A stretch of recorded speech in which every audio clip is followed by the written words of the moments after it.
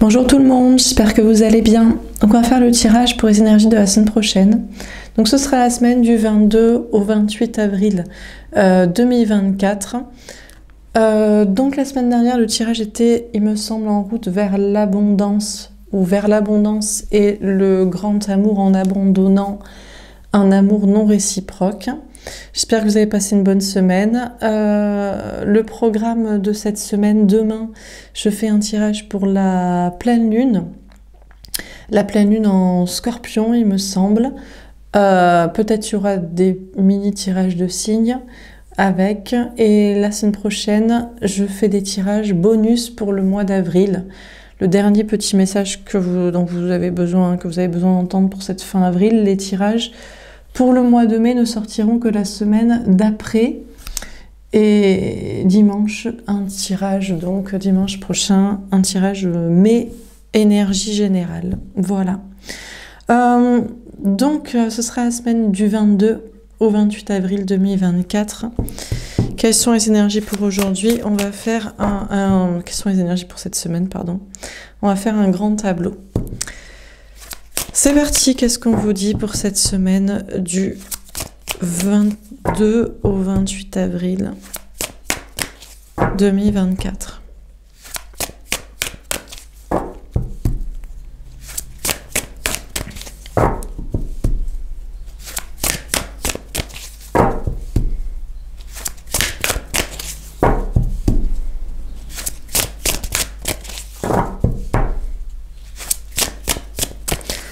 Bon, on vous parle d'attente, de blocage,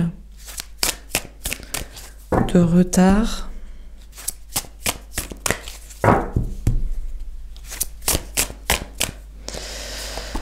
Alors, peut-être celle-ci. Oui. Ah, contrainte financière. Il y a des problèmes professionnels, matériel, financier, à moins que ça se transforme. On a le 13. Ok. Alors, on a une personne cette semaine, donc c'est peut-être vous, ça peut vous parler, ça peut ne pas vous parler, ça peut être pour quelqu'un d'autre ou pour d'autres personnes. On a une personne qui a des contraintes ou des problèmes même professionnels, matériels, financiers, qui espère que ça se transforme ou qui essaie de transformer cela.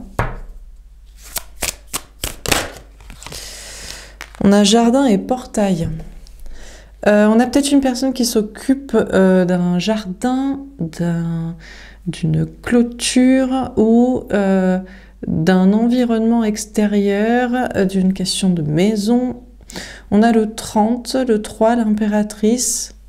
On a quelqu'un qui est en préparation, je pense, surtout pour se sécuriser. C'est l'idée de se mettre en retrait, de se sécuriser, de s'occuper de soi, de ses problèmes, contraintes ou objectifs professionnels, matériels, financiers, peut-être aussi de sa vie personnelle, sentimentale, relationnelle. On a la famille heureuse, on a le 4. On a une progression 3-4. On dirait qu'il y a une personne qui a des contraintes ou des problèmes, essaie de les transformer en se recentrant sur soi-même. Et déjà, ça s'améliore beaucoup au niveau relationnel. Peut-être au niveau sentimental ou au niveau d'une famille, d'amis, d'un entourage, d'une communauté, d'une sociabilité, de liens d'âme. Dernière carte. Alors, peut-être ces cartes.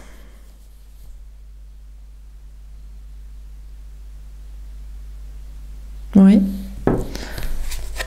On a repos et ressourcement. On a le 19, le soleil. Bon, ben, ça s'améliore finalement. Donc, c'était peut-être pas la carte principale. On va voir la dernière. On a quelqu'un qui peut se reposer, qui va se reposer, se ressourcer, peut-être en famille ou chez soi, ou qui a réglé des problèmes matériels ou qui est en train de les régler, qui essaie de s'apaiser, de méditer. Et l'homme qui tient un cœur. On a le 45, le 9, l'ermite. Alors on nous parle de sentimental. On vous parle qu'il y a quelque chose qui est encore en...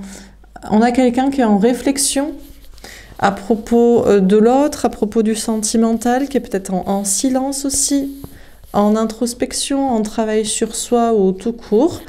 On nous parle quand même d'une personne sincère qui arrive ou qui est là. Alors, on va préciser les cartes. Donc, sur contraintes financières, qu'est-ce qu'on vous dit ?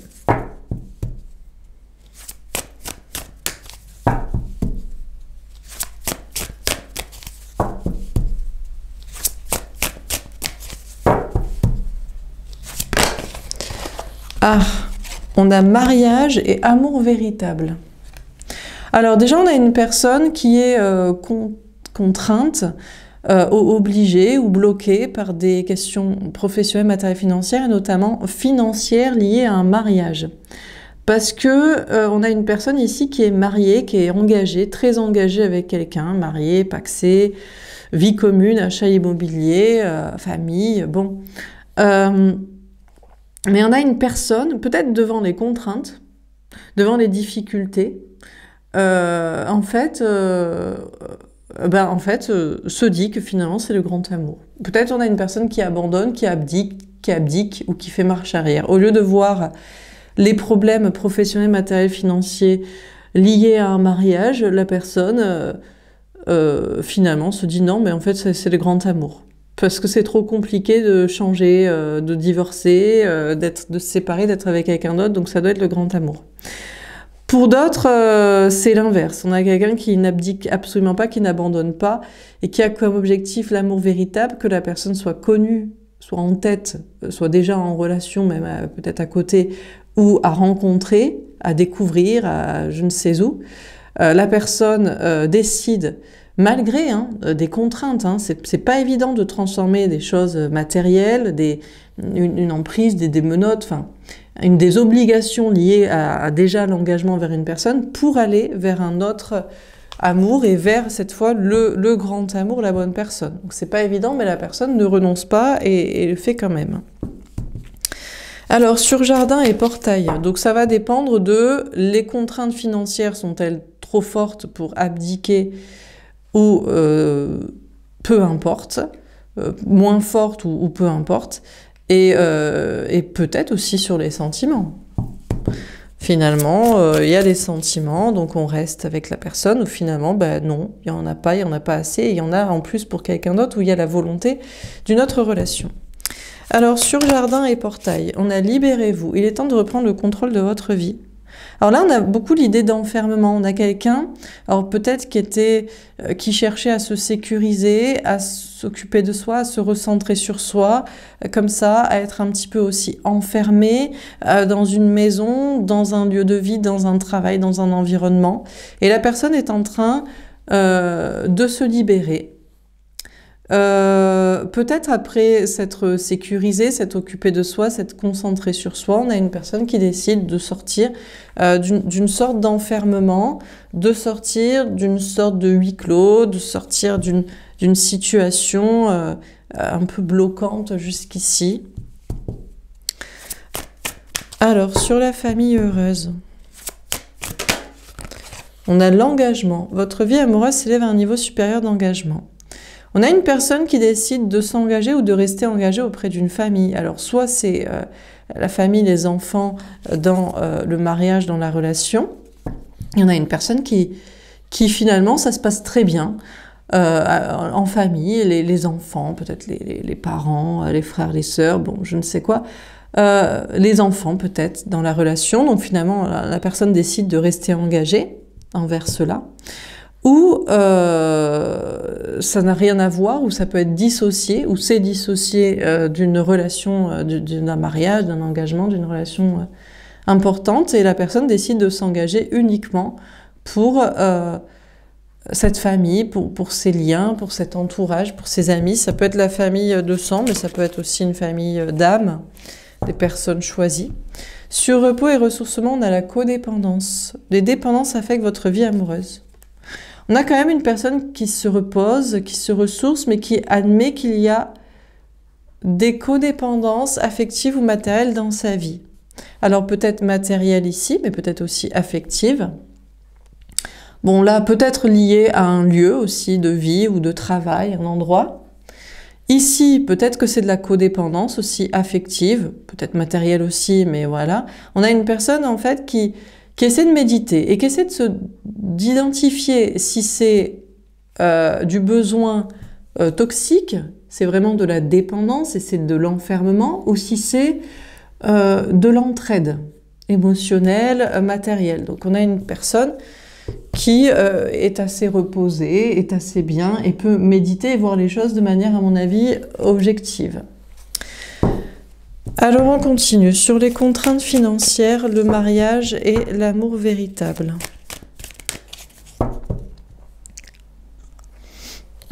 Qu'est-ce qu'on vous dit?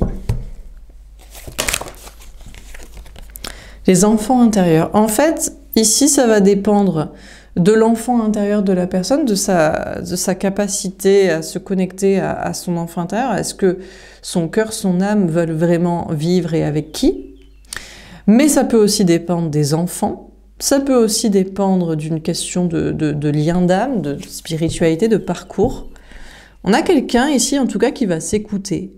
Et pour certains, la personne peut se dire... Ben, c'est l'amour le plus important et ça n'a rien à voir avec les contraintes financières ou les questions de mariage ou les questions d'enfants. Et pour d'autres, il y a peut-être quelqu'un qui va se dire c'est l'inverse. Moi, d'ailleurs, ce n'est pas une contrainte, c'est un engagement, c'est une volonté, c'est un choix, c'est voilà.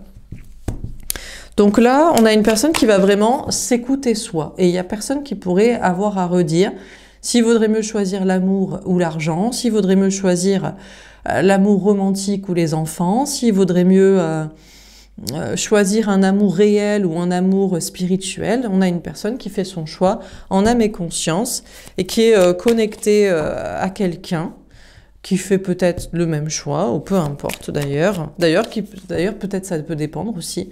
Peu importe le choix de l'autre, s'il est pareil ou s'il n'est pas pareil. Pour l'instant, voilà. On peut des fois...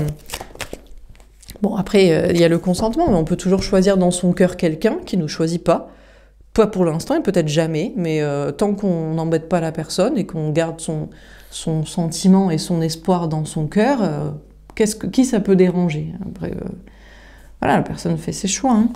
Alors, sur jardin et portail et libérez-vous, on a le monde, la mission divine. Alors déjà, on a une personne qui se libère, donc peut-être d'un enfermement ou d'une concentration sur soi ou dans un lieu de vie, de travail, pour se consacrer à une mission de vie, à un travail, à un objectif, à une ambition, ou pour sortir, voir du monde, faire des rencontres, être dans des relations sociales. On a le travail patient, le 7 de trèfle. On a une personne qui prend le temps, de toute façon, ici, soit pour se concentrer sur un travail, un projet important, ambitieux, soit pour rencontrer des personnes, soit pour... finalement, se remettre après dans son travail, dans son lieu de vie, dans sa concentration sur soi-même. On a une personne qui finit peut-être un cycle, mais qui prend le temps de mettre en place ce que la personne a à mettre en place tranquillement. Alors, sur la famille heureuse et l'engagement.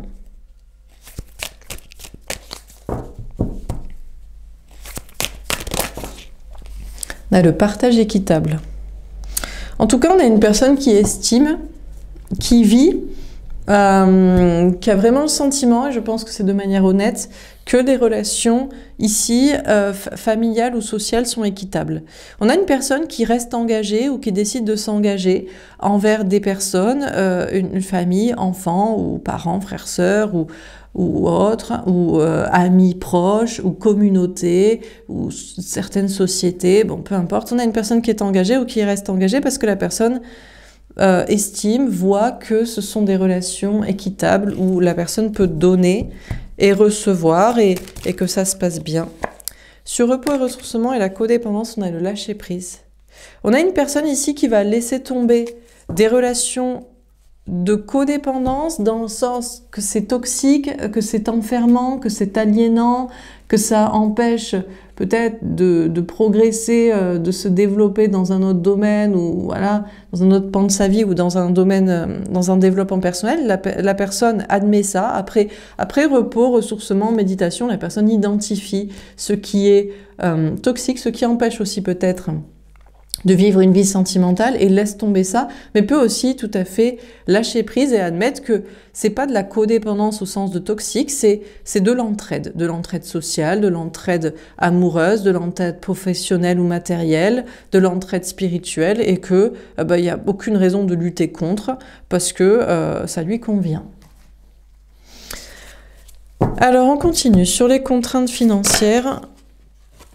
Justement, j'étais en train de me dire, finalement, il s'est remis à l'endroit. J'étais en train de me dire à quel moment intervient l'homme qui tient un cœur ici, parce qu'on ne nous parle pas trop de sentimental. On nous parle, bon, ici, mais c'est la question du choix, existant, destiné, projet déjà là, spiritualité. Bon, ici, c'est plutôt question de travail, lieu de vie. Ici, c'est question sociabilité, famille. Et ici, c'est question, d'une manière générale, quelles sont les relations toxiques de dépendance, codépendance ou quelles sont les relations d'entraide. Et j'allais dire donc, pourquoi on nous parle de l'homme qui tient un cœur en carte synthèse? Alors je vais prendre celle-ci, je crois qu'il faut que je la prenne à l'endroit quand même.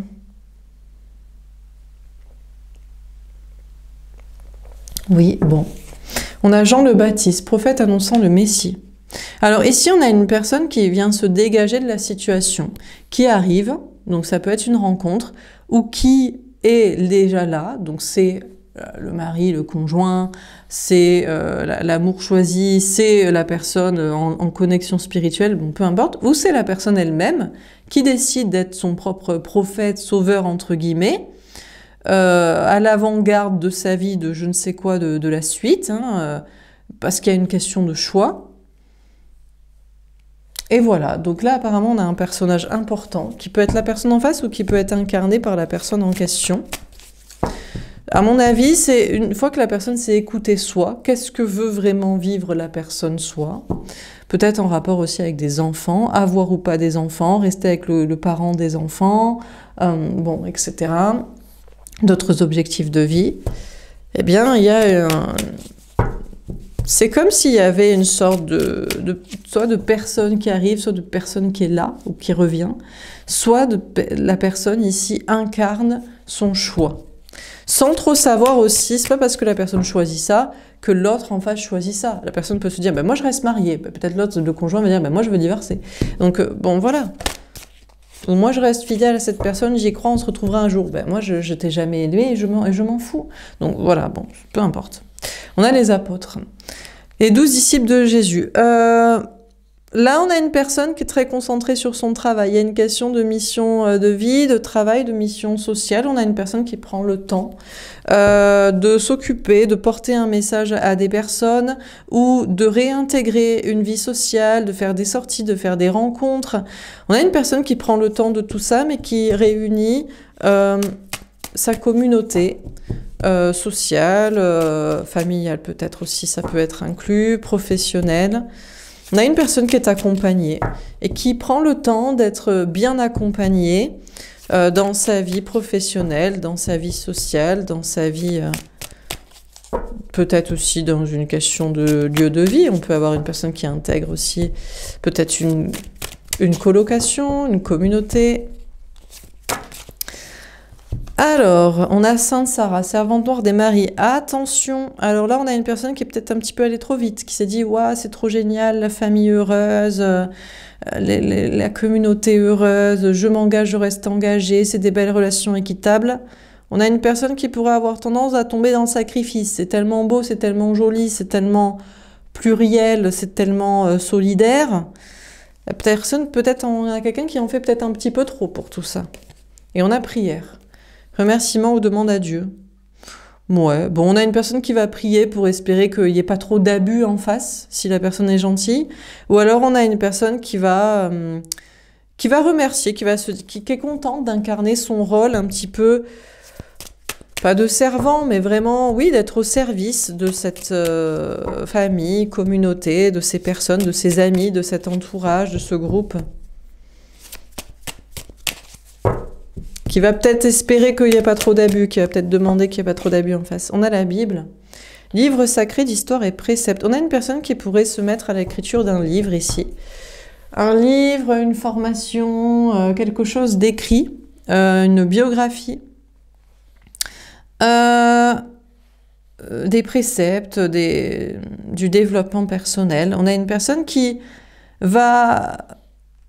Peut-être c'est pour soi-même ou peut-être c'est pour les autres. Peut-être on a quelqu'un qui va se mettre des mémos en mode, bon, là t'étais dans la codépendance, t'étais dans le sacrifice, ça t'empêchait d'autres choses, t'étais aliénant pour ton développement personnel.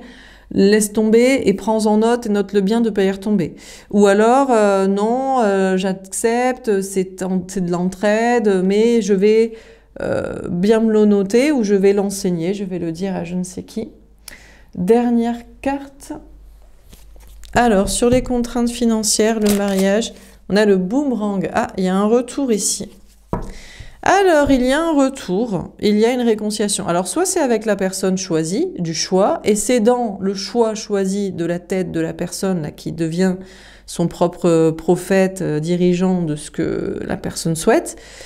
Donc, c'est la personne qui avait en tête ou dans la vie avec qui il y a retour et réconciliation, soit c'est peut-être une autre personne. C'est pas parce qu'on a choisi, comme je vous dis, la personne peut toujours choisir de rester mariée ou de partir pour autre chose ou d'avoir des enfants ou de rester pour les enfants ou de ne pas en avoir ou de je ne sais quoi, mais ça n'empêche qu'il peut y avoir en face quelqu'un qui revient ou ça n'empêche que l'univers peut envoyer quelqu'un en particulier, ça peut être la même personne pour l'idée choisie ou ça peut être une autre. Donc là, il y a retour d'une personne et il y a peut-être réconciliation, il y a...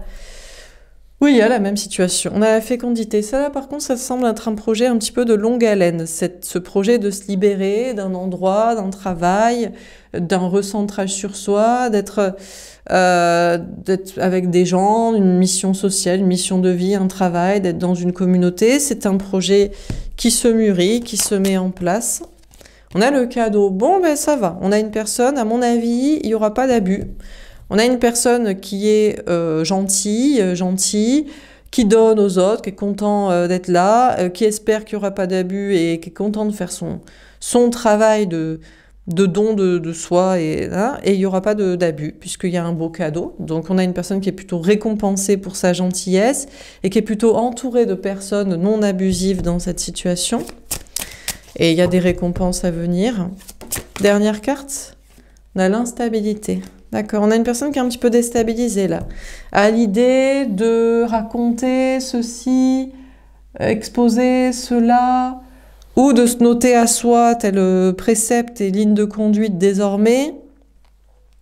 On a une petite instabilité professionnelle, matérielle, financière. On a une personne qui peut aussi se dire, non mais voilà, par exemple...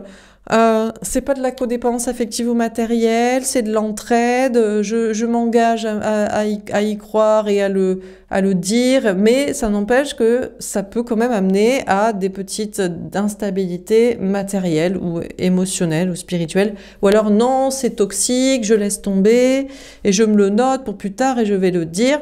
Bah, c'est pas parce qu'on fait un choix qui est peut-être pas toxique, effectivement, qui est peut-être le choix de la non-toxicité, qu'on n'est pas déstabilisé, ou alors peut-être que c'est un point de vue. Donc, voilà pour ce tirage. Donc, l'homme qui tient un cœur. Eh bien, écoutez, comment interpréter cette carte, du coup, pour la semaine du 22 au 28 avril 2024? Eh bien, je dirais que, déjà, ici, le personnage, là, est la personne qui se présente, ou qui revient, ou qui est choisie, ou que la personne incarne. La personne décide d'incarner son choix amoureux. Après, en face, bon ben, il peut être envoyé. Ça ne veut pas dire que c'est pas parce qu'il y a quelqu'un qui revient ou quelqu'un qui se présente que ça doit être accepté. Ici, c'est la question d'incarner. Ici, ça semble être un projet sur la durée, un projet de travail, un projet social qui se mûrit. Ici, on a une personne donc qui part du cœur de ce que la personne souhaite vivre, faire, dire, avec qui. Ici, on a une personne qui a des belles relations sociales, familiales, communauté, amis, tout ça. Et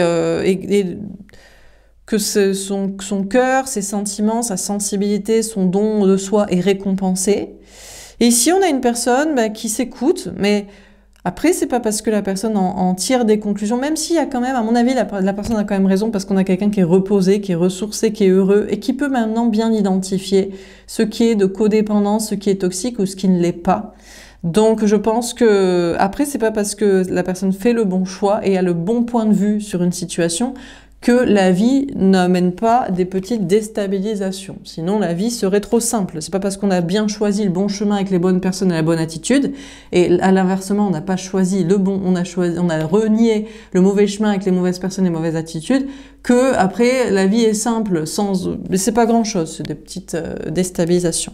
Voilà pour ce tirage. J'espère que ça vous aura parlé, j'espère que ça vous aura aidé. N'hésitez pas à me faire un petit retour dans les likes et dans les commentaires. Je vous souhaite donc une belle semaine et je vous dis à demain pour le tirage pleine lune en Scorpion.